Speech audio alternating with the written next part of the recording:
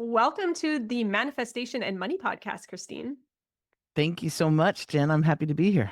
I am happy that you're here with me, connecting from two different parts of the world. I've got you up Yes. at the crack of dawn today, but we're going to have a great conversation. So I'd love for Yes. you to share with the listeners just who you are and what your story is.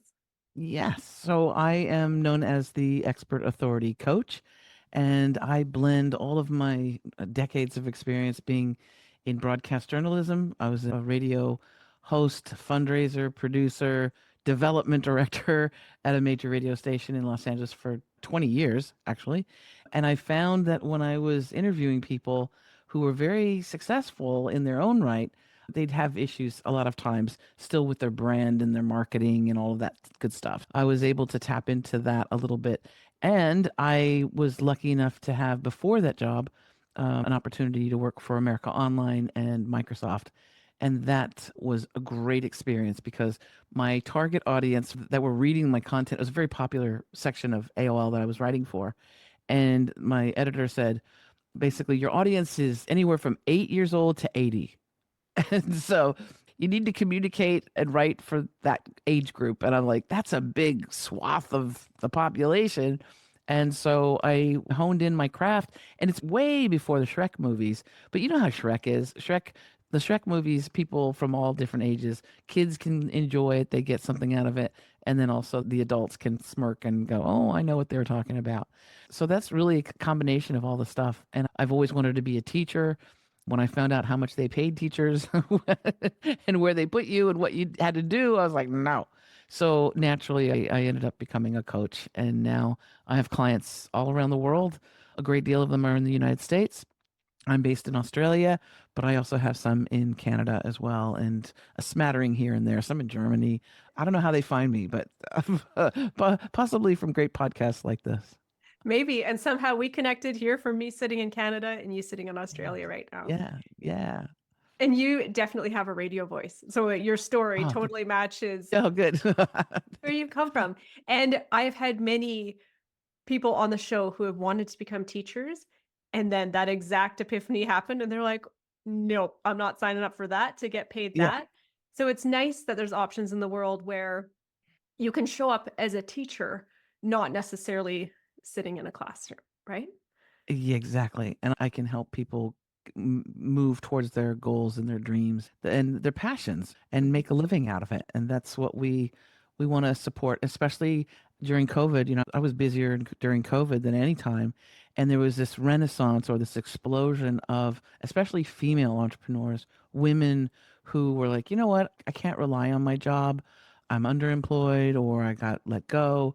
And they had an epiphany where they realized that they needed to take control of their future.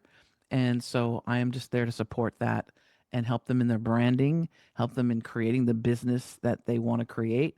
And especially if it's an international business, if it's a brick and mortar, it's a little bit more difficult, but we can at least work on their branding and their messaging on their website and things like that.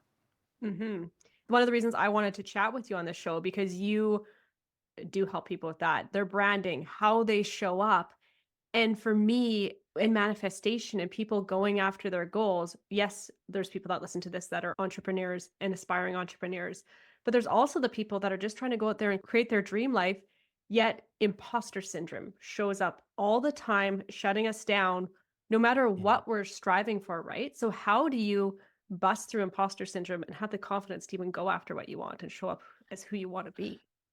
Well, with my clients, that's the first thing that I check for is that and we all have moments of imposter syndrome if we don't live there permanently on imposter syndrome lane. And it affects all different kinds of people, right? From all different kinds of backgrounds, all different socioeconomic backgrounds, and especially people who are overachievers, it affects a lot. You know, leadership folk. But what happens is that a lot of times we'll face imposter syndrome when it's something that we encounter that is uncomfortable. And it might be, hey, you're asked to speak in front of a large audience, or you're asked to take on a task that you've never done before. And immediately, all those things, those stories start coming up about when I was a little kid, they said that I couldn't amount to anything, or it might be something that an authority figure said to you when you were really small. And even though you went on and you went to school and you honed in your craft, that little voice or that big voice in your head will pop up when it's an uncomfortable situation or when you're asked to stretch, right? And Yeah. so I'll always, with my clients, that's the first thing that we work on. And there's some folks that have that imposter syndrome really embedded, and we work, there's some exercises and things that we do to work around that. And then there's others who have just a bout of it every now and then. And it pops up at the most inopportune time. And it's usually when we're asked to do something that's actually going to propel us to the next phase. And it's a really good thing, but we think it's the worst thing in the world. And we're like, I don't know if I can do it. I'll be found out as the imposter. And so there's ways that we work around it. But I also, when it comes to manifestation, I like to create with and for my clients what we call a media kit. And the media kit basically talks about you as the brand, you as the expert, you as the go-to person for whatever your field is. And what I find is that I'll have my clients will work and create this media kit which talks about all your accomplishments, the things that are interesting about you, but that you maybe even forgot. And we go through all those different things. And then it's a way for us, we print it up. I say, keep it by your computer, keep it by your desktop. And that way you can look at it when you are having one of those days where you feel less than or imposter syndrome kind of creeps up. You can take a look at it and you can go, oh my gosh, I accomplished, I forgot I did all those things. That's right. Right? Because sometimes we need to have that reminder that we are everything that we need to be, and we just need to step into our power. And it's a great way to manifest steps towards your goal and to help you get over those little bumps of imposter syndrome. Yeah, I really like that.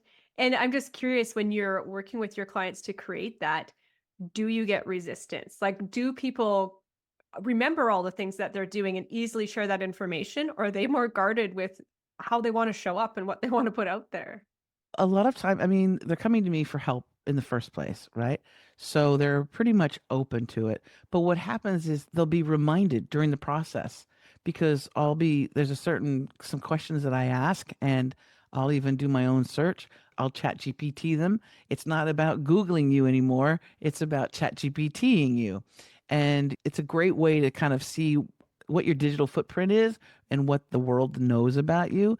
So we'll do some of that and I'll ask them some questions. And what will happen is I'll say, because we build a as seen on or major contributor to, or trusted by type of badge, right? And those are the different logos. Now this is an old card. For those who are watching a video, you can see it. But the logos, the companies, the recognizable brands that you've been appeared on, that if it might be a television interview, it might be a magazine, it might be that you worked for America Online, right? So those kind of recognizable brands. And as we're going through that, they go, "Oh no, there's no. I don't think there's anything that I've done." And then I'll say, "Are you sure?" And we'll talk. And they'll go, "Oh, and I forgot. I worked for Nissan, or I have one client who said, "Oh, I created an event for People Magazine." I said, "People Magazine? Are you kidding me?" Wow.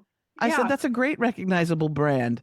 And then as we were talking about that, he goes, oh, and I also did this company and I did that. And I was like, these are great big brands. He remembered as we were going through memory lane that he did a huge project for Disneyland. And I'm like, Disneyland? Come on now. Yeah, you can't get much bigger than that. I mean, I was like, is it Disney or Disneyland? He goes, no, Disneyland. I said, okay. So we put those really recognizable logos on his media kit, and his expert authority just shot up because if he would have created the media kit by himself, he would have forgotten all those things, right? Yeah. And so it's a perception so that people know that you're professional and you know what you're talking about, but sometimes we just need to be reminded of those things, right? Yeah. And I love that you holding that up right away. That was bright, that colorful, that image that you just showed with all the stuff on there. It had a certain energy to it. Your Yeah. photo is engaging. It's got all the information there. And yes, it's about you. So me as an outsider looking at it was like, "Oh yeah, right away I get a vibe off of it of like high energy fun." Whereas if you have it sitting beside your computer and you're looking at it, to be infusing yourself with that same energy of this is the person who I'm showing up as. Yes. That's powerful. Because sometimes we wake up, maybe we're not feeling like, Superman, right? Or we're like, oh gosh, today's a rough day already. We got this happen. When you look at that media kit, you're reminded you've got this, right? Mhm. And of course, one of the most important things, and I'll tell this to anybody who's an entrepreneur or coach or anyone in the service, especially service industry like myself, the most important thing on that media kit is that photo, and you want to invest in a high quality photographer. You want to get a photo shoot, and you might take 50 or 100 different photos, and there might be one or several pictures that you can use in your social media on your website. But that one picture, and if you notice that picture of me, you can't even see my eyes because my eyes are kind of, squinty, and there's a joyous look upon my face, and I've got my headphones on and a microphone, and it tells you a story without me even speaking a word. And Yeah. that one image has helped get me booked on shows. It's on the back of my books. It's on my business cards. So when I give this to somebody, my business card to somebody, they see that face, they see that energy. I'm not a stoic, quiet person. Mhm. I Yeah. bring a lot of energy to the table. And so we want to present ourselves in the way that we want to work with people, right? We want to show off our skills, but we want to connect with them immediately. And so that's what a great brand does. Interesting. So when you are you sitting down with your clients then and having the conversation, you're getting to know them, who they are, you're getting to know their business and what services they're providing or products they're selling. Do you brainstorm with them then, hey, this might be fun if you get shots of you doing these kind of things, or like you had props, like you said, you've got your headphones in the photo and your microphone. Sometimes the folks that I work with already have that magical photo, that great image, because I'll say, "Give me your best headshots that you have, or the best photos that you have of yourself," and they'll go, "There's this one, and here's my favorite," and it's like one that's it may not be the best image to use, and then but I'll look at it and I'll go, "That's the one," or usually there's at least one picture that we can use, and sometimes they'll be in the process of creating their brand, and I'll say, "For now, we'll use this image, but I really want you to go and get a photo shoot done. And when you're done with that, come back to me and we'll replace that image. We'll put the newer image in there." But depending on the person, I have some clients that are extremely cerebral professionals. I love the idea of working with them and creating the media kit and also creating their brand as far as their title is concerned. If you notice, mine says it's Christine Blosdale, the expert authority coach. People right there, they know pretty much who I am. So I have one client who is actually a brain doctor. I mean, not a brain doctor like a surgeon, but works with trauma and the subconscious thoughts that we have that hold us back and addictions. And she was like, "Oh, I want to stand out." She's so kind. She's so sweet. This woman is really smart, but also has a heart of gold. And so she's like, "I don't know what to call myself. I'm a blah, blah, blah." It's just long title. And I was like, "Oh, no, no, no. That people aren't going to get that one. That's too nerdy, too scientific-y, right?" And so I said, "What about we call you the brain coach who cares?" And she just loved that. She said, "Oh my gosh, that says everything, doesn't it?" I said, "Yeah, it does." And so that's what we're calling her name, and then we've got the brain coach who cares. And I do that for quite a few different clients. It's fun. I love it. It's the Mm, best thing in the world. And then I say, if you're really smart, you want to trademark it. So go run right now and trademark that. Yeah. right. Yeah, that would be a fun gig that you have. You're getting It's so to fun. execute your own creativity. I know personally, it's so easy to overanalyze and overthink. We're even like writing a greeting card for somebody. You want it to be Mm-hmm. heartfelt, and as you're writing it out, you're like, oh, like really overthinking what needs to be on there. So to be working with somebody, they're providing all the information, the tidbits, and you get to stand by as a bystander point of view and kind of help them piece it all together. Yes. because on that media kit, it might be great that you graduated first in your class for whatever, but we don't want to know that. And so I'll say, okay, that's good. That's a nice thing to have, but we're going to focus on these other things. I have one client who is one of the first female hot air balloonists, and she's now a public speaker. She's here in Australia, and she's in her early 80s, I'm guessing. And she was saying, well, these things need to be put on the media kit. And they were all like her awards and things like that. And I said, okay. And we're looking at it. And I said, oh, it's kind of dry with these official awards that you've received. So I said, tell me about some of the most craziest moments about being a hot air balloonist back in the day when they were all men, right? And she's like, oh, this, that, and the other. And she said, oh, yeah. She says, I almost died 7 times. I said, oh, there? Oh, really? I said, okay, that's interesting. And I said, what else? And then she said, well, I was rescued by a pod of dolphins once when I was sure to die in the ocean. I was bleeding, and there's sharks in Australia, you know. So if you're bleeding and you're in the water in Australia, it's not a good thing. And she said, yeah, she says, I was off this boat and a pod of dolphins came around me. And luckily somebody that was in a fishing boat saw the dolphins, recognized the dolphins, and came and saved me. And I said, that's a great story. That's a fabulous story. Let's talk about it. Let's put that on your media kit. And she's like, really? You think so? I said, yeah, hell yeah.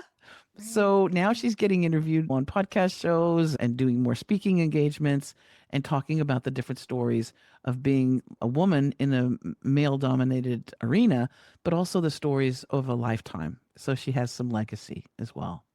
Neat. And she's in her 80s, which I think is Yeah, I fantastic. know. It's so cool. What is your biggest advice you have for someone who's wanting to show up with authority in the life that they're going to create? So we'll go back to that imposter syndrome thing because that holds back a lot of people. And what I'm going to say is this: stop focusing on you. And people usually they go, wait a second, I'm paying you to be my coach, to help me with my brand, to focus on me. And it's not about you. It's about the people that you say that you want to serve. If you're a fitness coach and you are afraid of going out there, of creating those videos, of marketing yourself because you're worried about what people might think, oh, or that imposter syndrome comes up. You've only been doing this for so long, or this. You need to stop focusing on you and how you look and how you appear or what people might think or say. And you need to focus on the people that you want to serve. If you put your focus on them, oh my goodness, that's right.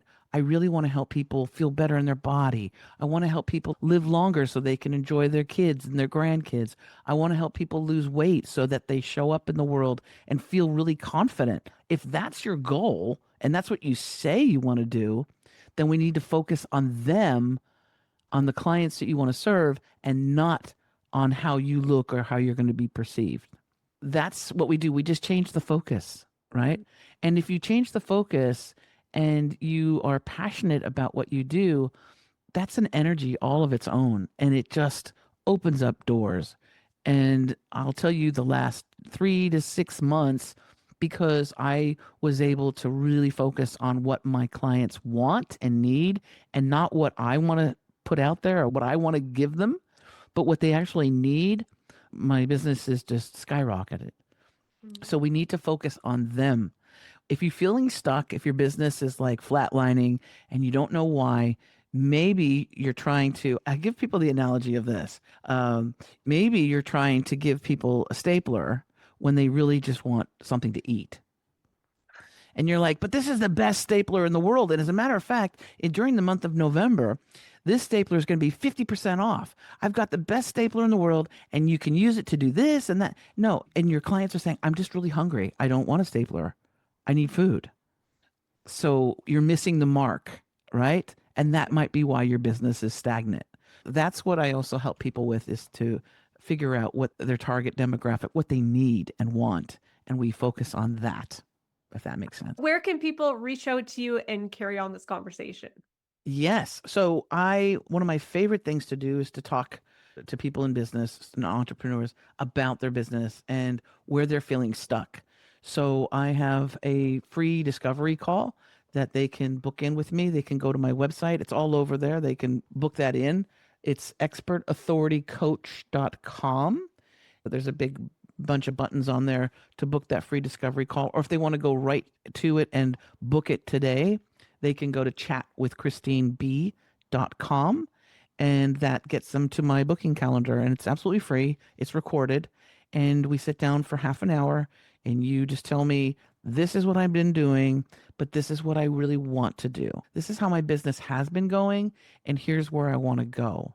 And then I will try and talk to you about the easiest, most direct way we can get there quick as well. And my style is simple, easy, and fun. We got to have fun doing it, because if you're not having fun doing it, then you're not going to do it, and it's going to be painful, and we want to make it fun. And that's why we're in the business that we're in, right? Yeah. All right. Excellent. Well, thank you so much for joining me on the show today and having this conversation, Christine. Absolutely, Jen. Thank you so much. Thank you.